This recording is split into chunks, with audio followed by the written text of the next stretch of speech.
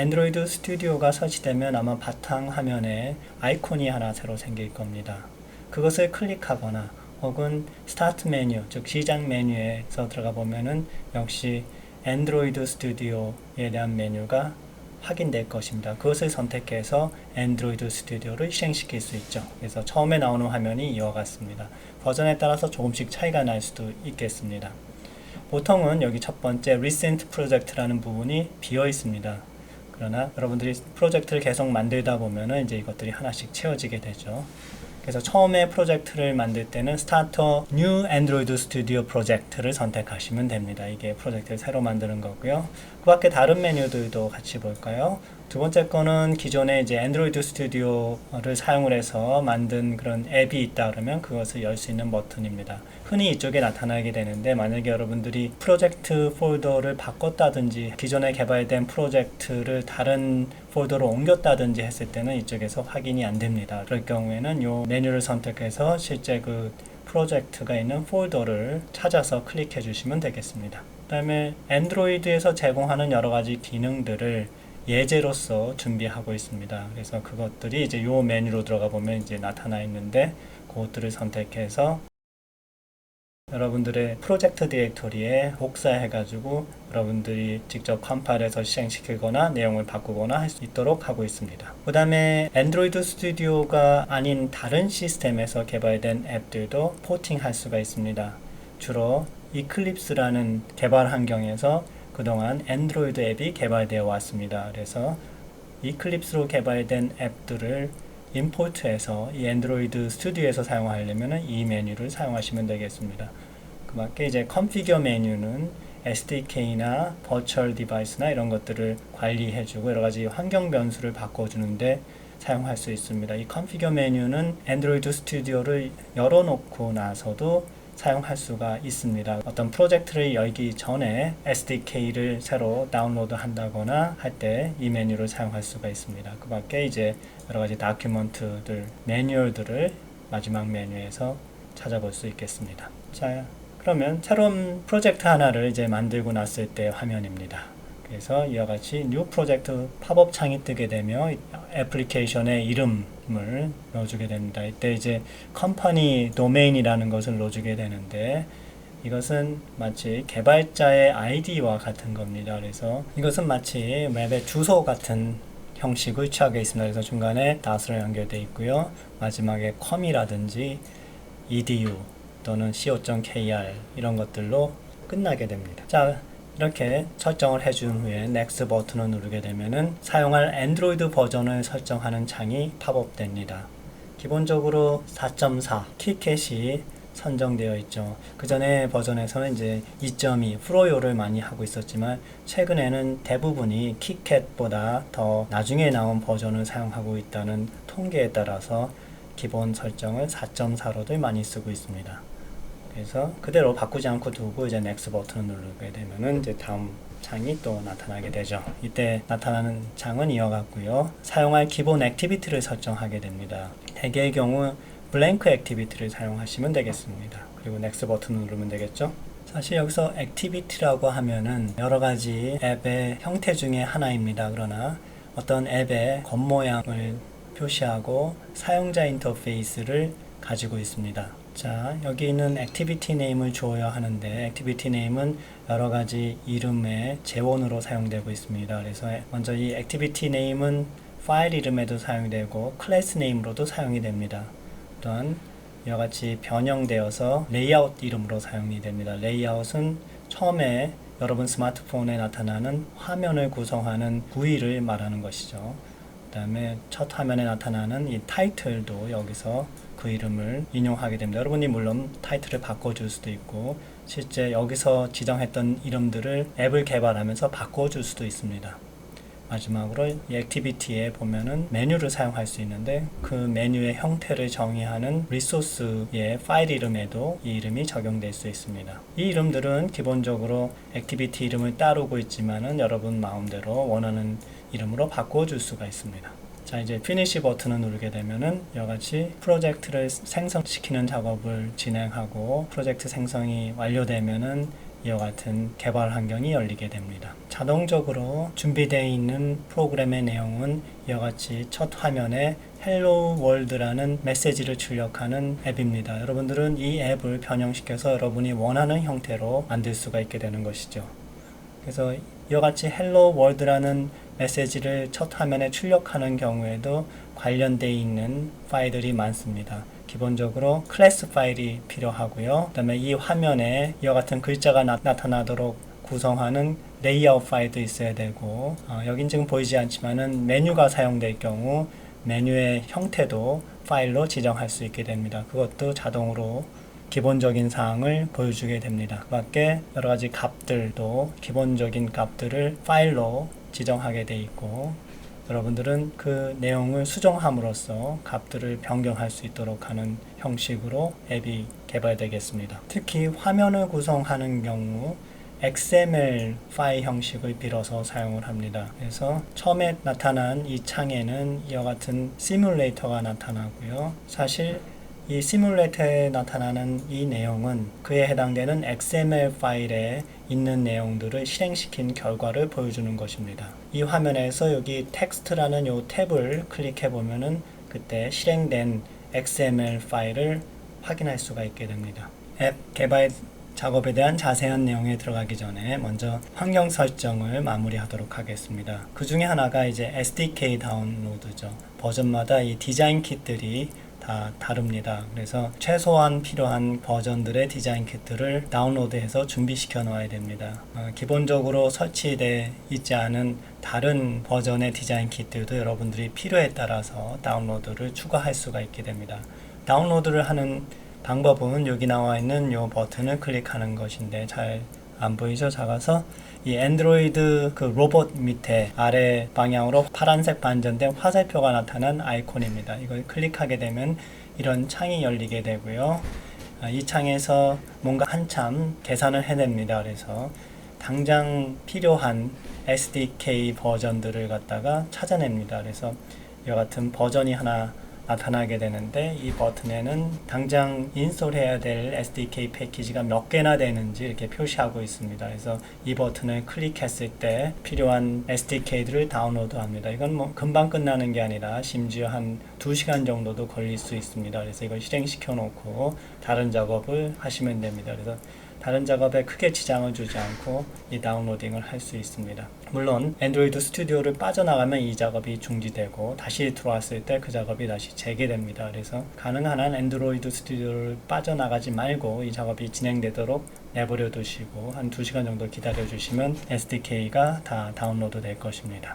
여러분이 앱을 안드로이드 스튜디오로 개발해서 테스트를 하려면 여러분의 스마트폰에 다운로드해서 테스트해 볼 수 있습니다. 그러나 그것이 번거로울 경우에는 에뮬레이터를 사용할 수 있습니다. 에뮬레이터라고 하면은 실제 스마트폰에 다운로드하지 않고 PC에 있는 프로그램으로 마치 스마트폰에다 그 앱을 다운로드해서 실행시키는 것처럼 시뮬레이션을 해보는 것입니다. 그래서 이 에뮬레이터를 띄우면 마치 스마트폰에서 전원을 킨 것처럼 안드로이드가 부팅이 되고 첫 화면이 나타납니다. 그래서 그 화면을 스와이프로 열어서 어떤 아이콘을 클릭해서 그 앱을 실행시키거나 하는 작업들이 마치 스마트폰에서 여러분들이 직접 작업하는 것과 동일한 방법으로 확인해 볼 수 있습니다. 단지 카메라나 블루투스 이런 장치들이 장착되어 있지 않다는 것이 제약점이죠.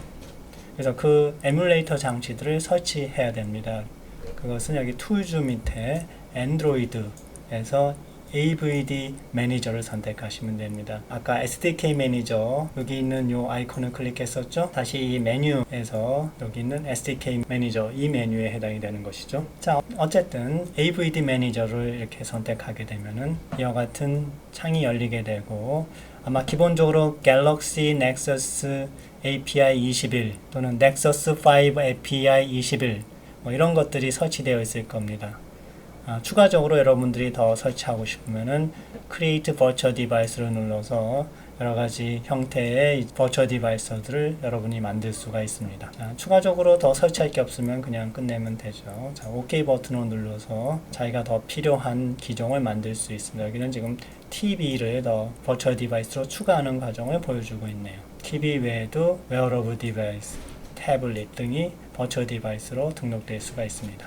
자, 이렇게 해서 버추얼 디바이스가 등록이 되면은 이제 이 버추얼 디바이스를 가지고 개발된 앱이 제대로 동작하나 봅시다. 우리가 방금 헬로 월드가 찍혀져 나오는 간단한 앱을 작성해 봤습니다. 그래서 그것이 이 시뮬레이터에서, 즉 에뮬레이터에서 어떻게 돌아가는지 봅시다. 네, run 하고 run app이라는 메뉴를 이렇게 선택을 하게 되면은 choose device라는 팝업 창이 열리게 됩니다. 여러분이 스마트폰을 사용을 하게 되면은 그 스마트폰을 USB 케이블로 연결했을 때 여기에 나타나게 됩니다. 그러나 그게 연결되어 있지 않기 때문에 지금 아무것도 없죠. 이때 에뮬레이터를 대신에 론치 시킬 수가 있습니다. 그래서 이걸 클릭하게 되면 아까 등록된 버추얼 디바이스들이 여기서 선택할 수 있고요. 그 중에 하나를 선택한 다음에 OK 버튼을 누르게 되면 이제 PC 화면에서 스마트폰이 나타나게 될 겁니다. 그것이 바로 에뮬레이터죠. 자, 처음에 이와 같이 에뮬레이터가 나타나게 되고요. 이건 마치 스마트폰을 처음에 켜는 순간을 보여주고 있습니다. 그래서 여기 있는 버튼이 눌려진 것처럼 부팅을 시작합니다. 그래서 한동안 부팅이 진행이 되고 나면은 이와 같은 첫 화면이 나타나게 되죠. 이때 여러분들이 스와이프 이렇게 문지르는 거죠. 직접 화면을 문지를 수 없기 때문에 마우스 커서를 이용을 해서 이렇게 그어주면은 스와이프 돼가지고 아이콘이 나타나는 화면으로 이동할 수 있습니다. 그러나 새로운 앱을 다운로드해서 실행시키기 때문에 그 작업을 해주지 않아도 즉시 앱이 이렇게 실행이 됩니다. 그래서 방금 여러분들이 개발한 헬로 월드가 찍혀져 나오는 앱이 여기 나와 있죠. 그래서 스마트폰을 이용하지 않고 에뮬레이터를 이용을 해서 여러분이 개발한 앱을 테스트해 볼 수 있게 됩니다. 자, 방금 헬로 월드를 출력하는 그런 간단한 프로그램을 조금 수정해 봅시다. 이때 구이 빌더를 사용할 수가 있죠. 헬로 월드 그 텍스트 뷰를 옮긴 다음에 내용을 이렇게 바꿔 봅시다. 그리고 또 다른 텍스트 뷰를 열어서 이와 같이 Welcome to Android Studio라고 넣어 봅시다. 그리고 새로운 텍스트 뷰를 하나 더 열어서 이번엔 테스트라고 이렇게 넣어주죠. 근데 이와 같은 캐릭터 스트링이죠. 문자 열을 넣어줄 때 직접 그 내용을 다 넣어줄 수도 있지만 그것이 이제 스트링 리소스라는 형태로 저장이 될 수도 있습니다. 이렇게 테스트라고 넣어준 후에 거기에 벌브가 나타날 텐데요. 이 벌브를 누르게 되면은 이런 메뉴를 볼 수 있고 이 메뉴를 선택을 하게 되면은 팝업 창이 떠서 이 캐릭터 스트링에다가 리소스 아이디를 줄 수가 있습니다. 자, 그거 다음 슬라이드에서 한번 확인해 보도록 하죠. 그래서 이와 같이 테스트라고 하는 텍스트 뷰를 클릭하게 되면은 이때 이와 같은 리소스 창이 열리게 되는데 리소스 이름을 주고 OK 버튼을 누르게 되면은 여기 있는 테스트라는 이 문자열이 여기 있는 이 테스트라는 이 리소스 이 아이디로 저장되게 됩니다. 그래서 나중에 strings.html이라는 파일에서 이 id를 가진 텍스트 스트링, 즉 테스트를 다른 내용으로 바꾸게 되면은 이 화면에서 바뀐 내용이 테스트 대신에 나타나게 됩니다. 이때 이 텍스트의 컬러도 바꿀 수 있는데 이 오른쪽에 있는 프로퍼티 창을 통해서 그것이 가능해집니다. 그래서 여기 쭉 밑에 내려가다 보면은 이제 텍스트 컬러라는 항목이 나타나게 되고요. 이때 이것을 클릭하게 되면은 여기다가 사실은 직접 어떤 값을 넣어줄 수도 있지만은 구이를 사용을 해서 색깔을 확인해 보면서 바꿔줄 수도 있습니다. 그래서 여기 있는 요 선택 버튼을 누르게 되면은 이와 같은 화면이 나타나게 되죠. 그래서 원래 텍스트가 하얀색일 때는 RGB, A 값이 모두 다 F인 값으로 설정이 됩니다. 그런데 이것을 다른 색으로 바꾸고 싶다 그러면 여기 나타나 있는 여러 가지 색깔 중에서 다른 색깔을 클릭하면은 그 색깔에 관련되는 ARGB 값이 여기에 출력이 되고 그 값이 이제 텍스트의 컬러로 지정이 되게 됩니다. 지금 이 부분에다가 클릭을 한 경우죠. 그랬을 때 ARGB 값이 이렇게 나타나게 되고요. 그때 그 설정 값이 이와 같은 16진수로 표시된 정수로 나타납니다. 그래서 이것이 이제 텍스트 컬러가 되겠습니다. 자, 여기 나온 화면이 헬로 월드를 변형시켜서 3개의 텍스트 뷰를 만들고 그 내용을 바꿔주고 리소스 아이디로 캐릭터 스트링을 지정한 앱이 되겠습니다. 여러분이 넥서스 5 버추얼 디바이스를 사용하게 되면 조금 다른 화면을 얻게 되죠. 그래서 이와 같이 앱에 액션바가 나타나고 액션바 메뉴가 나타나게 됩니다. 마지막으로 여러분들이 안드로이드 스튜디오를 사용을 할 때 단축키를 이용을 하면 상당히 빨리 편집을 할 수 있게 됩니다. 윈도우즈하고 맥킨토시, 맥이라고 부르죠. 이 두 가지 경우에 단축키가 좀 다르죠. 그것을 표로 이렇게 나타냈으니까 참조하시면 되겠습니다. 이 단축키는 요 안드로이드 개발자 웹사이트죠. 거기에 게시되어 있는 내용을 요약하고 있습니다. 이것들을 잘 외워두면 여러분들이 작업을 좀 더 빠르게 할 수가 있게 됩니다. 자, 마지막으로 이제 모비즌의 설치입니다. 모비즌은 인터넷에서 여러분들이 쉽게 다운로드해서 설치할 수 있습니다. 가장 간단한 방법은 이와 같은 웹사이트에서 모비즌을 탐색해 보는 것이죠.